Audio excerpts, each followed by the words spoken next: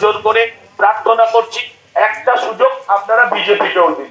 সমস্ত দলগুলোকে দেখেছেন, একটা চান বিজেপির জন্য থাক, যদি ভালো না লাগে 5 বছর বাদে ভোট হবে।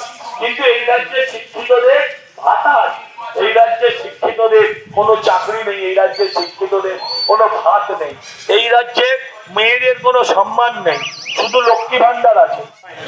বিভিন্ন রাজনৈতিক দলকে সুযোগ দিয়েছে।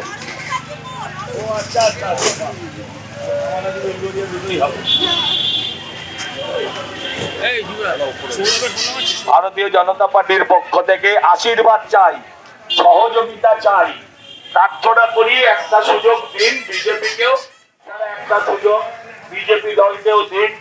আপনার যদি মনে হয় তারপরে যে আমি ব্যর্থ, দল ব্যর্থ, পরিবর্তন করে দেবেন, আপনাদের প্রত্যেকের কাছে বিজেপি দলের তরফ থেকে আমি প্রার্থনা করি, আমি আবেদন জানাই এখানকার বিজেপি দলের প্রার্থী হিসেবে।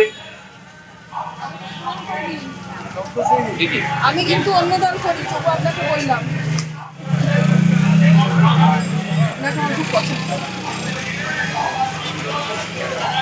আমার ছবি তুলে না আমার পার্টির লোক আমার অন্য কিছু, আমার ছবি তুলে না আমার পার্টির লোক আমার অন্য কিছু ভাববে, একদম না প্লিজ।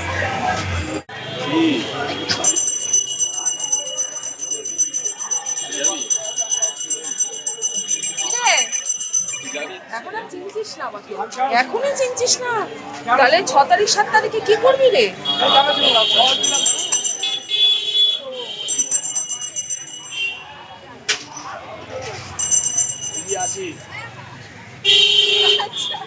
হয়ে গিয়েছে, প্রত্যেক দিনই বেরোচ্ছ, রেসপন্স কিরকম পাওয়া যাচ্ছে বড়নগর থেকে? দেখো ভাই, যেই প্রার্থী হবে সেই কি বলবে যে আমরা রেসপন্স পাচ্ছি না?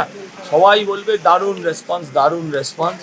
আপনি ঘুরুন নিজে, আপনি মানুষের সাথে কথা বলুন, আপনার এই ক্যামেরা নিয়ে আপনি মানুষের কাছে পৌঁছে যান, সোজা করে প্রশ্ন করবেন না, মানুষকে বলবেন আপনি, আপনাকে পেছন থেকে আমি নেব, দেখবেন তারপরের উত্তরগুলো কি আসে। বড়নগরের মানুষের জন্য কি থাকবে?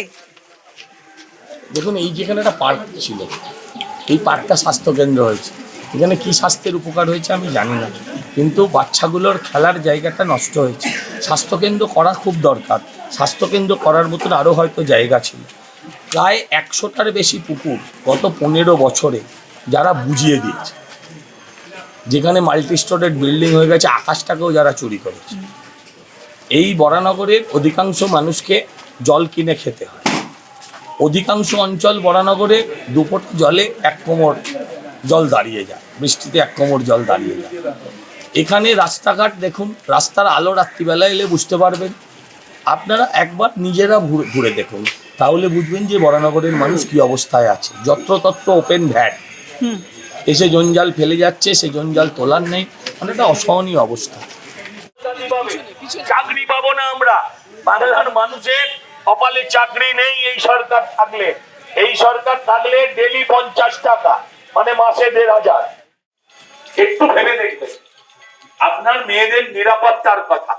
যে মেয়েটা কলেজ যায়, মা বারবার ফোন করতে থাকে, মেয়েটি বিরক্ত হয়, কিন্তু মায়ের দেবেন। আপনাদের প্রত্যেকের কাছে আবেদন করি, দয়া করে যারা চাকরি চুরি করেছে, যে রাজ্যে মেয়েদের নিরাপত্তা নেই, যে রাজ্যে